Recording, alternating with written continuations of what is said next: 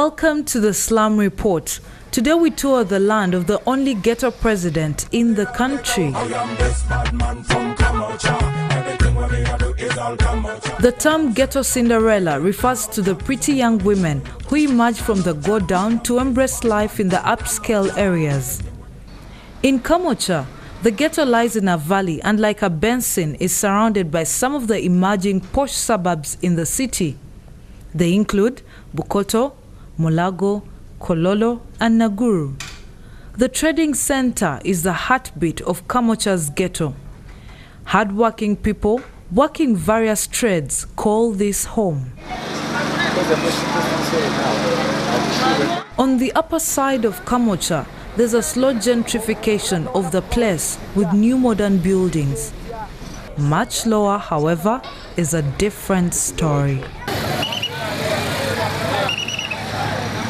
Residents in the slum section of the ghetto are no different from others we have visited on the Slum Report.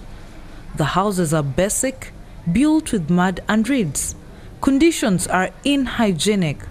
There is rubbish, surprisingly, not only in heaps around the roads below, but on rooftops too.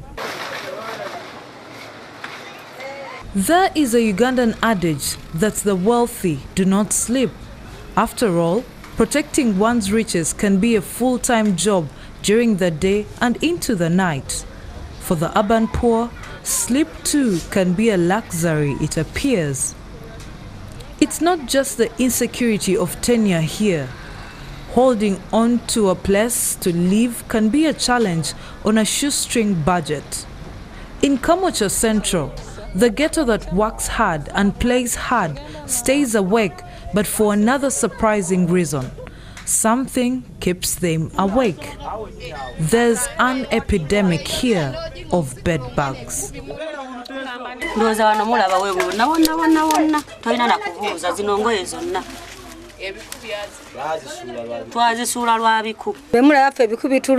Bedbugs bite us. They bite us, our children.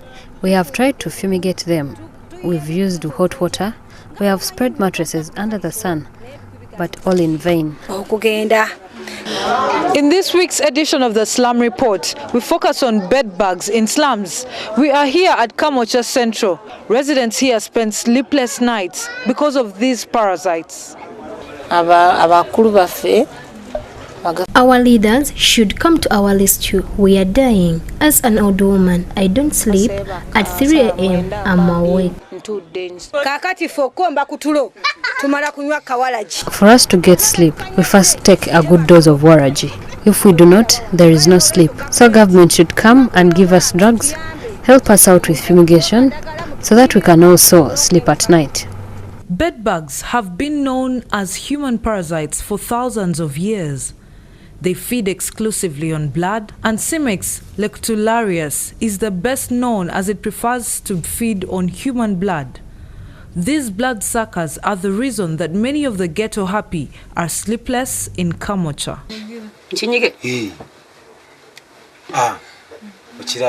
The bedbug prefers warm houses and makes its home nearby or inside of beds and beddings or other sleep areas. They often lodge in dark crevices, and the tiny adhesive eggs can be nestled by their hundreds in fabric seams. Being bitten by bedbugs is an experience best avoided. Here in the ghetto, the bedbug is a constant presence, like an uninvited guest who refuses to leave.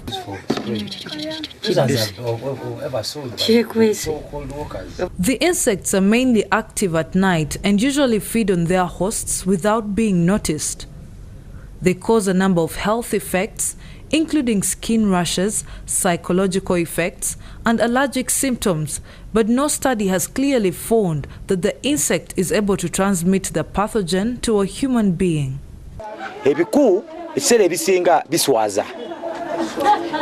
Bedbugs in most cases are shameless. You can get your little money, iron your trouser and shirt, going to work. But once you sit in a taxi, a lady makes an alarm. At the sight of a bedbug, you feel so ashamed, you feel small, yet it was not your wish.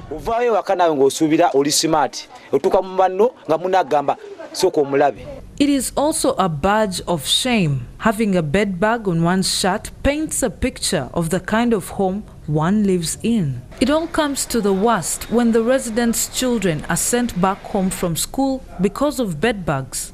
Ebiku bituluma nnyo ne bwe tuba tugenda ku ssomero bituluma tugenda nabyo mu uniform. Bw'atuuka ng'atudde ne munne neighbor we n'akimulondamu kubanga jjukira abeera mu uniform njeru. When she sits next to her neighbors in class, the neighbor picks a bed bug from them and the teacher tells them to go back home, iron the uniform, then come back to school. Recently, when they resumed the second term, the children were sent back home and they came back. The ghetto has tried to fight back and win back some sleep for the hard-working residents here and their families. Fumigation is done individually, although the city authorities are known to step in. They pour hot water on these bed bugs, but still they stay. Many hide in beds, mattresses, in walls, and at times you cannot pour water on these muddy houses of ours. Even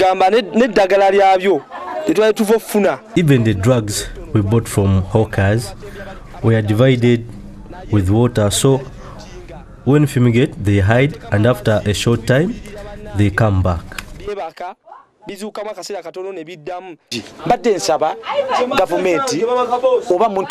I request government or anyone concerned with hygiene in Kamwokya Central and Uganda to tell us what to do about these bedbugs. We need help.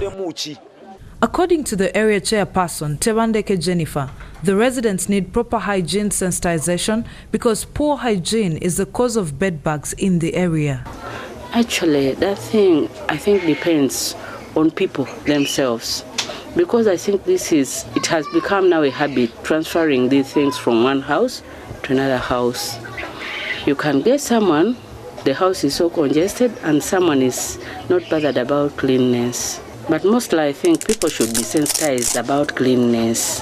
And if they are sensitized, I think they can come to understand that these things are not good to be in your house. She further urges Kampala Capital City Authority to continue with the fumigation exercise that was previously done by Kampala City Council in Kamwokya.